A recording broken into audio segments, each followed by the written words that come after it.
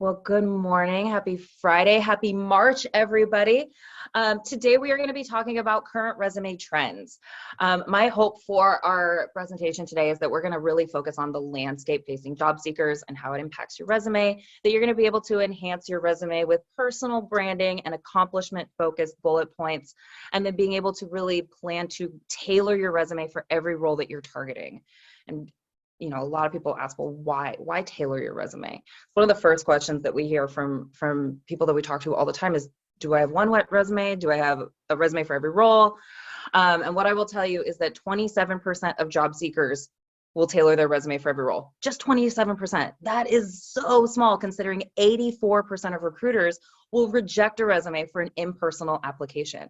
So if you're just using that same resume over and over and over again, there is a chance that you are getting axed before anybody has the chance to see what you really bring to the table, because you're not taking the time to think about that application or that job description in particular. Let's figure out how to solve that. First and foremost, you have 6 seconds to impress with your resume. There was a study done in approximately, I believe it was 70% of recruiters said that that they spend about 30 seconds or less. 30 seconds or less that they will spend overviewing on a resume. But really, the stat that we look at is that in 6 seconds, somebody is taking in the information and deciding right out of the gate, are you somebody that is going to even remotely align with what they're looking at? So we really focus in 2 key areas. We focus on content. Content is always king when it comes to a resume, because the words are the thing that matters the most, but also formatting. So when it comes to content, we really want to focus on visible accomplishment. We want to focus not just on the description of what you've done, not just a series of job descriptions that give an overview of the work that you've done in the past. We really want to focus on the impact that you've made. We want to focus on your core competencies, not soft skills. We're not focusing on how you're a great team player, although we want to weave those attributes into your language. We want to focus on the hard skills that are going to visibly pop out to somebody and say that you have the competency to do this job. And then really still showcasing those descriptions of the role. So we want to see the scope of the work, but more than anything, we want to see accomplishment. We want to see metrics. We want to see the quantifiable results. And I know a lot of you are going to have questions about how can I quantify certain elements, and we'll get to that. When it comes to formatting, you do want a standout letterhead. We want something really clean. We want something with your name, but we don't want it in script. We don't need those like fancy cursive writing. We don't need anything too crazy. But we do want something that's going to clearly define who you are, the type of candidate that you are. So a title, give yourself kind of a little bit of bold background as to who you are in relation to the job application that you're filling out. We want to think about font. Font matters a whole lot, especially now that we're reading resumes online. 10 years ago, the majority of people would use like a Times New Roman or a serif font on their resume because they would print it out. And serif fonts are typically more easy to read in a printed form. But now the majority of resumes are being read on a screen first and foremost. So now what we really recommend is to modernize yourself a little bit with an Arial, a Calibri, a sans serif font. And what I mean by sans serif, it doesn't have those little dangly hooks like a Times New Roman does.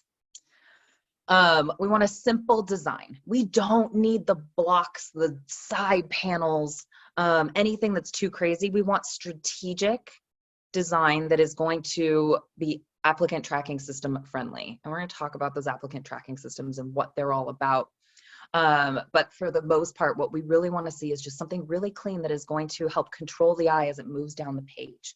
We want to call to your titles. We want to call to the most important accomplishments, and you can do that through design. And we'll take a look at some resumes at the end of today's presentation to show you some ways that you can go about doing that. Okay, so kicking things off, if you are starting your resume with education or professional experience, you are selling yourself so short, and you are not taking into account who you are as a professional. Your personal brand is going to be the thing that can help carry you through the job application process. So from the moment you're applying, through your interview, through salary negotiations, to taking stake in who you are as a professional in your early months in the role. A couple months ago, we actually talked about personal branding, and if you want to go back and look at that presentation, you can actually find it on our YouTube page. But when we talk about your introduction to your resume, we're talking about how you are showcasing the value you bring to a role. Your summary section, and I'm very clear with this, it's a summary section, not an objective. If you're using the words seeking opportunity, axe them out immediately, because that's inherently self-serving, and it's pretty clear that if you're applying for a role, it's a lot in line with what you're hoping to get out of the opportunity. So we want to focus your summary on your value proposition. What problems do you solve? And we want to align that summary with the role that you're applying for. If you have ever heard me talk about resumes, even for a minute, you have heard me say this. Your resume isn't about you. It is about how you are a fit for a specific job, right? Your resume is about how your accomplishments and your background make you the best candidate possible. So you want to be taking a look at that summary section and saying, what is it that the person sitting on the other side of the table needs to know about me in 2 or 3 sentences? How can I summarize that and really demonstrate my value and my expertise? Following that initial summary, you want to go into some quick visual bullets, whether it's in core expertise and executive themes, and I'll show you what those look like in a moment, that really call to action the areas of focus that are aligned with the role that you're targeting. So for example, if you are going after a role in public relations, you might say media relations, you might say executive coaching, you might say speaking in awards. These are all very specific things that are in line with what that job could look like. Now, you will also have personality traits, like you're a great networker and you're a great communicator. That's inherent, and that's who you are and what makes you great at the job. And you want to weave those ideas into your accomplishments. So showcasing how you've made an impact through who you are as a person. You might also consider incorporating some career highlights. Career highlights are a great way to call attention to your anchor points, the accomplishments, the impacts that you've made that are the biggest and most important to your brand story. So when I look at an introduction to somebody in their resume, I want to see, before we even get to that second section, whatever that is, in most cases, it's going to be your professional experience. But whenever in that summary, I want to be able to know enough about that person that we can have a really thoughtful conversation, that we can just use that professional experience as summary, supplemental information, right? Think of this introduction section as kind of the cliff notes to your whole entire resume, so that if somebody is running down the hallway to your interview, they can print out your resume, give it a look over, and just get through the introduction part and still be able to feel like they know enough to have a good conversation with you. This section is really important for applicant tracking. It's the most important to be looking at when you're aligning your resume for every single role and looking for keywords and areas of focus and priorities. This is the section that you are going to spend the most time updating every single time you apply for a role. You're going to look at the whole resume, but for the most part, that introduction is where you're going to spend the most time really retooling and thinking about it when you go to apply. Okay, as you go into your experience section, what we are now finding is that showcasing accomplishments is not enough. We've talked, if you've talked to us before, you'll know, we'll say descriptions are secondary to accomplishment. We want to spend 20% of our time talking about the description, 80% of our time talking about the accomplishment. Now, we want to take that accomplishment a bit further, and we want to focus on impact. You can talk to the fact that you saved 30% in overhead year over year, but what did that pave the way for? If you have something that you could speak to that says it eliminated the need for some downsizing, or it gave you the opportunity to bring on a new service. Think about what is it that is the broader view, the longer term impact of the accomplishments that you're making. Now, are you going to have that for every single accomplishment? No, but you should start thinking about, well, what did that do in the bigger sense of things, right? When you're framing up your job description, you should really think about the through line of what you're targeting, right? So what is that long-term impact? Think about it as, if you're going to put it into a quick formula, an easy way to formulate these accomplishments is to say, accomplished X as measured by Y by doing Z. And you can add which led to A, B, and C. 1, 2, and 3.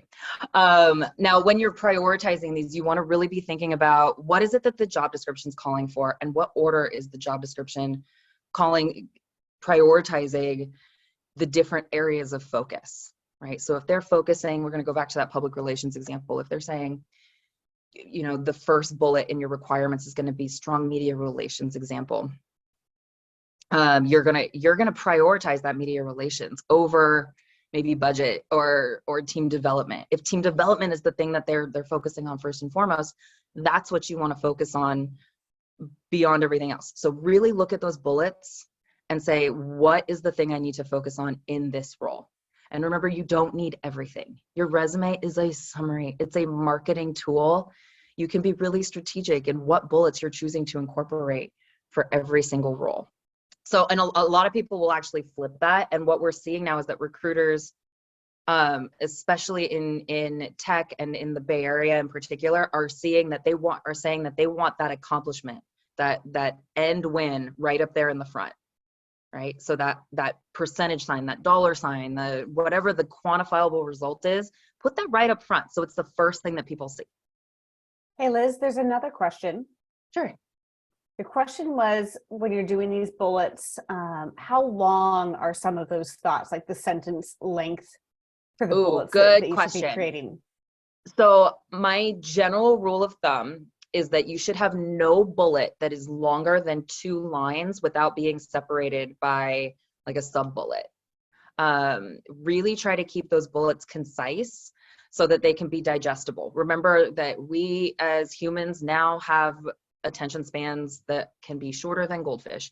So we really want to make sure that we're getting that information out in a way that is concise and broken up into digestible bits, so that if somebody's scrolling through, they can kind of pick apart the information that they need and pick it up as they're kind of ticking off boxes. So my general rule of thumb, 2 lines without being separated by a sub bullet or a break of some sort. Another question is, how frequent should sub bullets be, and do they integrate well with ATS scanning? I've not heard that sub bullets, that there's any issue with sub bullets in ATS scanning. Julia, if you've heard anything different, let me know. I've worked with ATS systems in the past. There's not an issue with that. I actually really like the idea of sub bullets, because I think you can take that primary bullet and keep it short. Mm-hmm. And then the sub bullets, from an eye standpoint, looking at the resume, indenting it a little bit, I think that looks good. And there's not a problem. Almost anything that is used on the natural keyboard in Word will work with an applicant tracking system.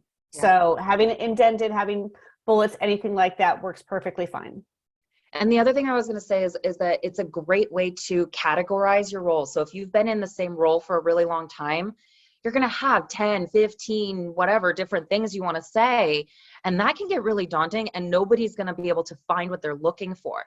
So you could break it out into categories to say, here are my accomplishments in the area of thought leadership, in media relations, in team development, and be able to make it so that whoever's reading your resume can say, okay, I want to know more about what this person has done in their leadership, how they've built their leadership, how they've built whatever, how they've drove revenue, and be able to look for a section within that role.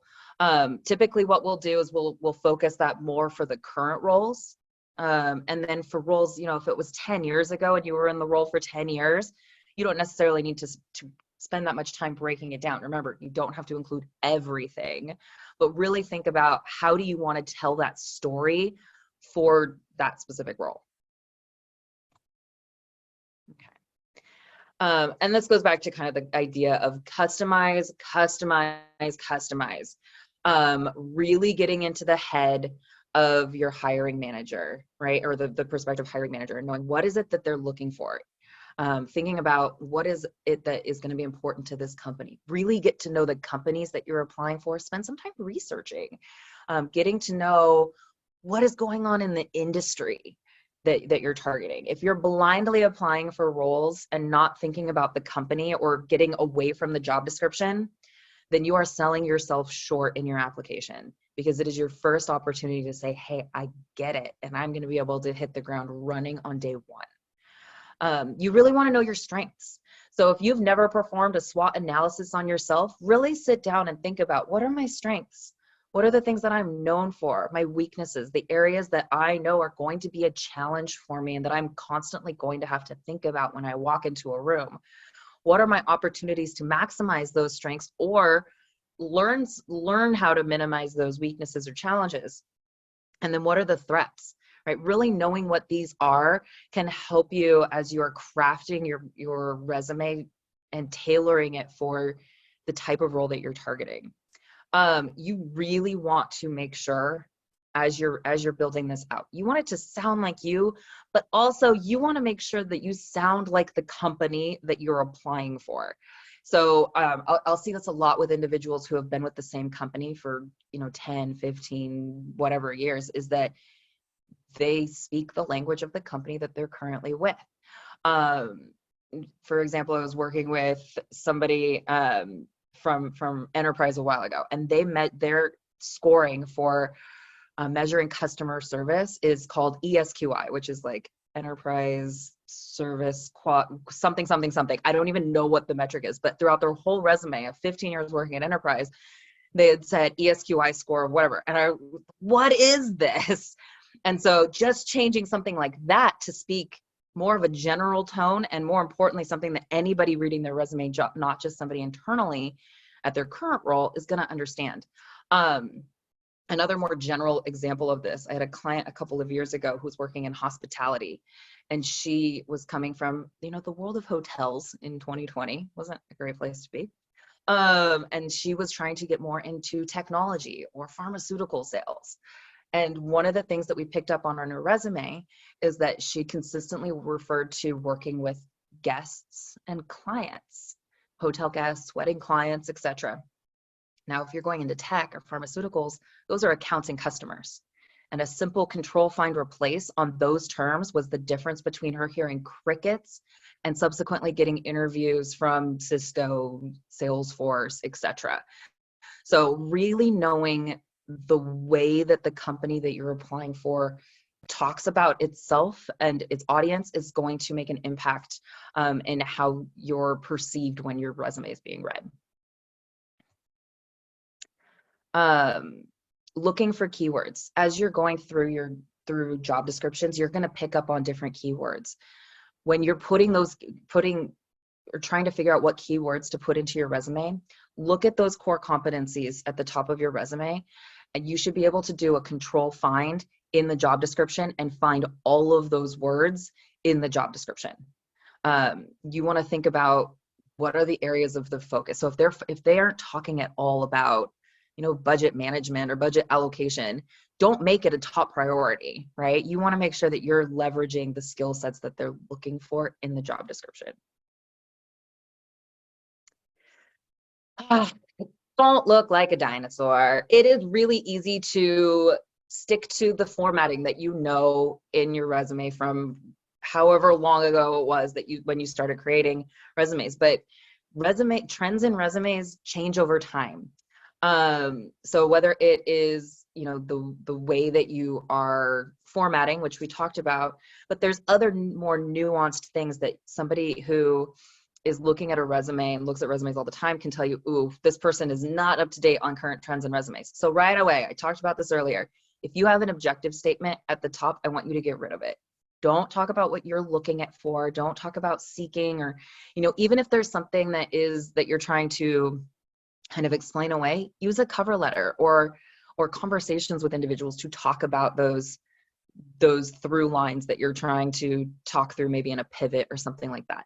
Use instead a summary section that is more focused on what you bring to the table for this position, right? Convince them that your background is the thing that they're looking for, not that what you're looking for is them, because it's pretty clear if you're applying that that's a step in the right direction.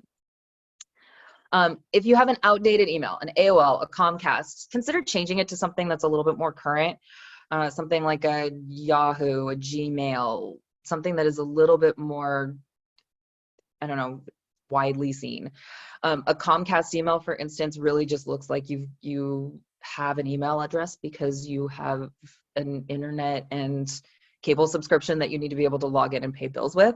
So making sure that you have an email address that says, no, I work in this digital world that we live in, and I'm up to speed with what is current. Keeping your resume length to no more than 2 pages is really critical. I'm seeing more and more companies, especially in the Silicon Valley, asking for 1-page resumes. So being on the lookout, if somebody asks for a 1-page resume, make sure you're actually following through with that and giving them what they're asking for. 2 pages is more than acceptable. I would say that 99% of the resumes that we do for individuals that have more than 5 years of experience are going to be 2-page resumes. We talked a little bit about career highlights earlier, but if you're trying to cut out information from your resume, you can really be creative about how you're incorporating that early work. So consider an early career snapshot where you maybe are just taking out the dates and incorporating the things, the roles that are still impactful to your story and you still want to be able to point to in a conversation. Or maybe are related to the industry that you're applying for now, and it's just been a while since you've been in that space. But there's creative ways to be able to still incorporate some of that information. And lastly, if at the bottom of your resume you say references available upon request, delete it immediately, because if somebody wants your references, they will ask for them, and it's just redundant and a waste of real estate. And I didn't put this on here. If your address is at the top of your resume, your full address, get rid of it. City and state is all we need. And then you should have your phone, your email, your LinkedIn profile. And then if you have a portfolio or a GitHub, those are also great. But that full address, nobody except your HR file really needs to have that right out of the gate. So it just gets people to look you up on Zillow, and nobody needs that. So that is the chunk of what we're talking about today. I'm really excited to dive into what I'm sure are a bunch of questions